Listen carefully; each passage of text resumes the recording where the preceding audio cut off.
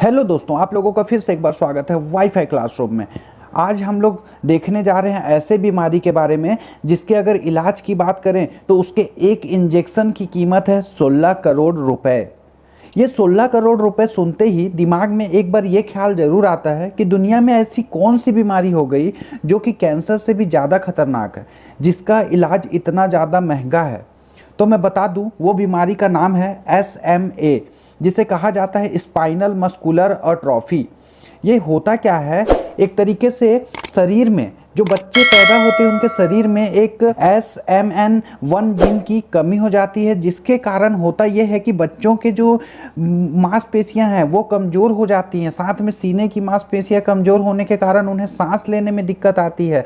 अगर वो कुछ खाते हैं तो उसमें भी दिक्कत आती है, वो खा नहीं पाते। और धीरे धीरे जब इसकी बीमारी बढ़ते जाता है शरीर में तो उससे मरीज की मौत हो जाती है। और ये बीमारी अगर हम लोग देखें तो खासकर ये ब्रिटेन या यूरोपियन देश की बात करें तो उधर पे ज़्यादा ये बीमारी के लक्षण पाए जाते थे। अगर ऐसे बात करें तो करीब साल भर में 60 से 70 बच्चों में ये बीमारी के लक्षण देखे जाते थे। लेकिन हाल ही में क्या हुआ है कि अभी इंडिया में भी इसके लक्षण देखे गए हैं। जैसे महाराष्ट्र हो गया, अहमदाबाद हो गया और फिर साउथ का एरिया हो गया। तो यहाँ 4-5 केसेस ऐसे आए हैं जिसके कारण सोचने पे मजबूर कर दिया। इसीलिए ये चर्चा का विषय बना हुआ है, क्योंकि अभी सोशल मीडिया में आप देखेंगे तो बहुत सारे एक्टर एक्ट्रेस इससे रिलेटेड वीडियो ला रहे हैं, शॉर्ट वीडियो, जिसमें फंड की मांग कर रहे हैं, लोगों से आग्रह कर रहे हैं कि आप लोग जितना हो सके उतना कम से कम सहयोग कीजिए ताकि उन बच्चों का ट्रीटमेंट हो सके। क्योंकि 16 करोड़ रुपए कोई कम रकम नहीं होते, बहुत बड़ी रकम होती है,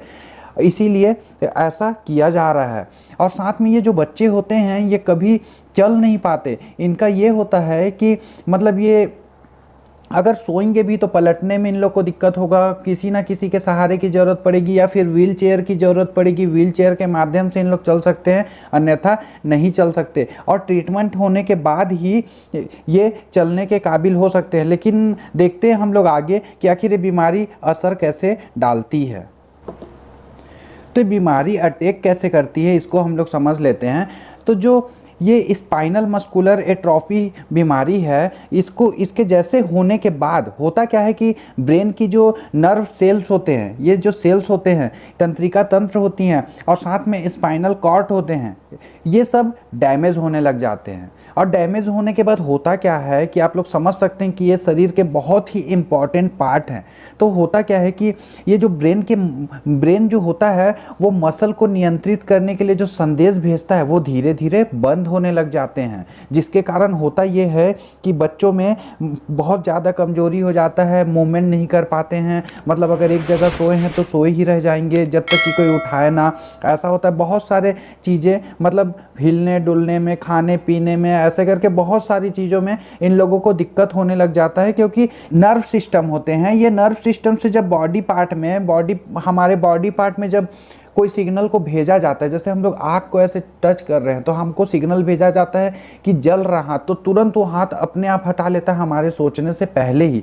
तो ये मांसपेशियों से कनेक्ट होता है। या फिर अगर हमको उठना है या फिर हमारे उंगली में दर्द हो रहा है, ये सब का सिग्नल जो है वो हमारे दिमाग में कौन पहुँचाता है? तो ये जो नर्व सेल्स होते हैं या स्पाइनल कॉर्ड, ये सब के माध्यम से हमारे दिमाग में पहुँचता है। और स्पाइनल कॉर्ड का भी बहुत ही ज़्यादा महत्व होता है, नहीं तो आदमी कोमा की तरह हो जाता है। एक जगह पे पड़ा है तो पड़ा है, जब तक कोई हिला नहीं रहा है। इस टाइप से बहुत ही दयनीय स्थिति हो जाती है ऐसे जो बच्चे होते हैं जिनको ये बीमारी होती है। तो इसी तरीके से ये बीमारी अटैक करता है। और एक तरीके से बताऊं मैं तो ये एक जेनेटिक बीमारी है जो कि जीन में गड़बड़ी के कारण होता है और गड़बड़ी के कारण वो अगली पीढ़ी में पहुंच जाता है, जिसके कारण जैसा मैं बताया कि किसी भी गतिविधि में अपना कंट्रोल खोने लग जाते हैं, हर चीज़ों में, चलने फिरने में भी असमर्थ हो जाते हैं। तो ये सब चीज़ें इसमें दिक्कतें आती है। उसके बाद अगर हम लोग देखेंगे तो SMA जो है वो 5 प्रकार के होते हैं। ये 5 प्रकार में हम लोग देख लेते हैं कि कौन कौन से प्रकार हैं। तो इसमें जो सबसे पहला आता है वो है टाइप 0।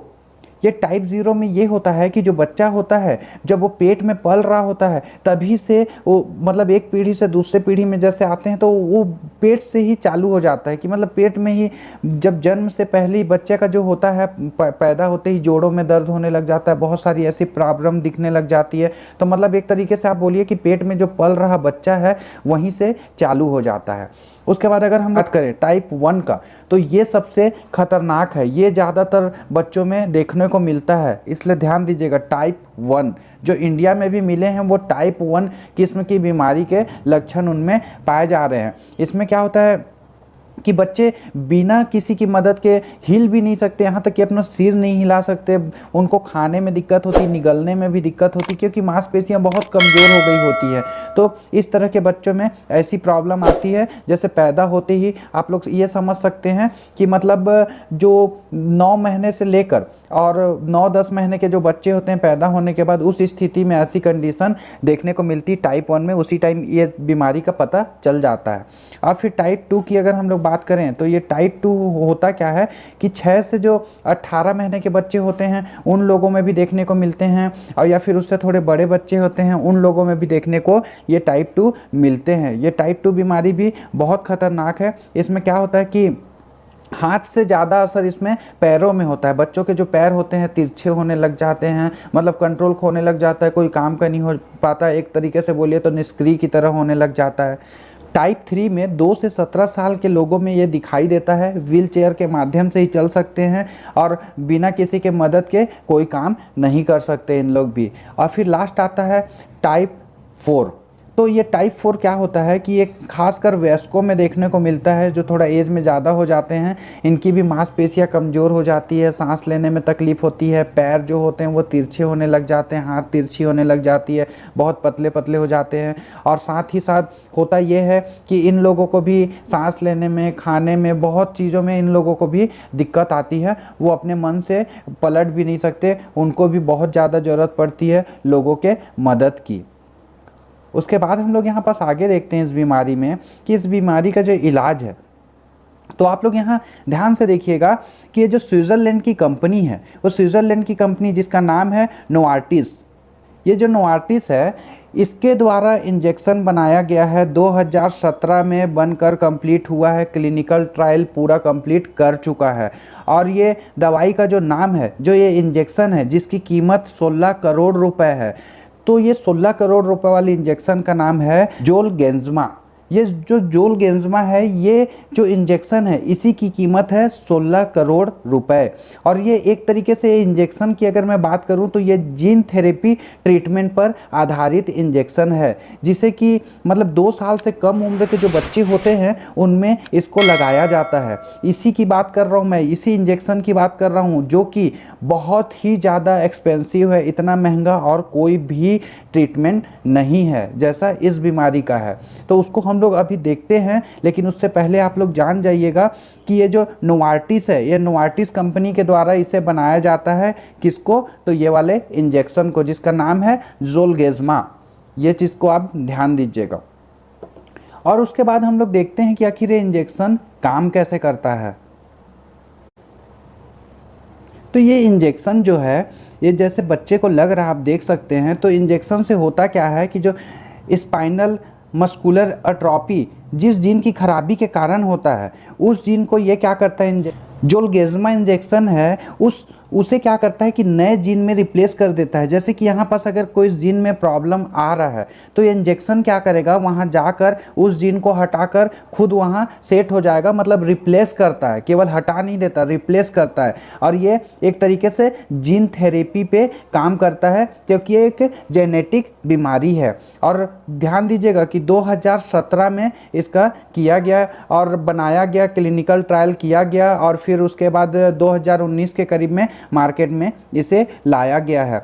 और ये क्या होता है कि ये जब इंजेक्शन लगाए जाते हैं, इस इंजेक्शन को लगाने के बाद दोबारा ये बीमारी उस इंसान के शरीर में, उस बच्चे के शरीर में नहीं आएगा, क्योंकि बच्चे के जो डीएनए में एक नया जीन को शामिल कर दिया गया है। जैसे मैं अभी बताया, तो नया जब जीन शामिल हो गया तो फिर उसके बाद कोई सवाल ही नहीं उठता कि फिर से वो बीमारी वहाँ आए। तो एक तरीके से आप बोलेंगे तो जितना भी ये जो जीन थेरेपी है, ये जीन थेरेपी पे रोक लगा हुआ है, क्योंकि इस पे होता ये है कि बहुत सारे मिसयूज भी किए जा सकते हैं। और साथ में ये जो जीन थेरेपी है, इसके बहुत सारे फायदे भी होते हैं। फायदे होते हैं कि अगर किसी को आनुवांशिक रूप से कोई बीमारी है या फिर जेनेटिक रूप से कोई बीमारी है, तो इसके ट्रीटमेंट के बाद वो बीमारी हमेशा हमेशा के लिए ख़त्म किया जा सकता है। बड़ी से बड़ी बीमारियों का इसके माध्यम से इलाज किया जा सकता है, ये जीन थेरेपी के माध्यम से। लेकिन होता क्या है कि इसके बहुत सारे डिसएडवांटेज भी हैं, कि इसका गलत तरीके से अगर यूज़ किया गया तो मानव जाति पे बहुत बड़ा दुष्प्रभाव पड़ेगा। ये जीन थेरेपी के माध्यम से इंसान 2 कॉपी बच्चा भी पैदा कर सकता है, जीन में बहुत सारे चेंजेस ला सकते हैं, अपने अनुसार चेंज करवा सकते हैं। तो उसमें बहुत सारे डिसएडवांटेज हैं जिसका खामियाजा मानवता को भुगतना पड़ेगा, इसलिए इस पे एक तरीके से रोक भी लगाकर रखा गया है।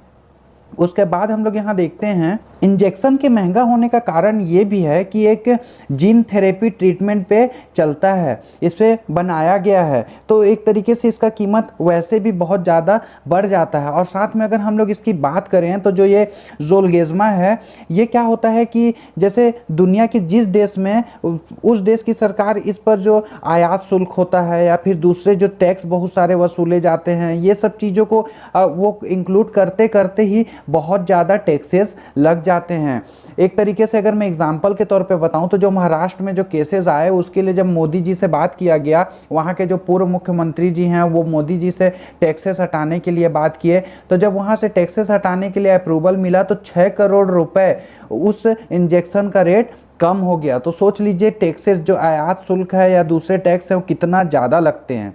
और वहीं जो नोवार्टिस के जो सीईओ हैं नरसिम्हन, उनका कहना है कि जो ये जीन थेरेपी मेडिकल जगत में एक बहुत बड़ी खोज है, जो कि ये होता है इससे कि एक डोज से ही मात्र आने वाली जो पीढ़ी है उसमें क्या है, जानलेवा जेनेटिक बीमारी पूरा जड़ से ठीक हो जाएगा, वो आने वाली पीढ़ी में नहीं बढ़ पाएगा। तो ये बहुत ही मतलब एक तरीके से बोलिए तो बहुत ही एक्सपेंसिव है। और साथ में अगर मैं बात करूं तो इसका जो रेट है वो कितना है, अभी 16 से 17 करोड़ रुपए इसकी कीमत है। तो इतना मतलब समझ लीजिए कि ये एक तरीके से बोला जाए तो एक्सपेंसिव बीमारी में आएगा, और एक्सपेंसिव इलाज में भी इसी का नाम हमेशा जाना जाएगा। तो इसी तरीके से टॉपिक ख़त्म होता है। अगर आप लोगों को वीडियो अच्छा लगा हो तो लाइक करते जाइएगा, और साथ में चैनल को सब्सक्राइब कर दीजिए, बेल आइकन को दबा दीजिए, ताकि जो भी नए वीडियो का नोटिफिकेशन आप तक जल्द से जल्द पहुंच जाए। मिलते हैं नेक्स्ट वीडियो के साथ, तब तक के लिए धन्यवाद दोस्तों।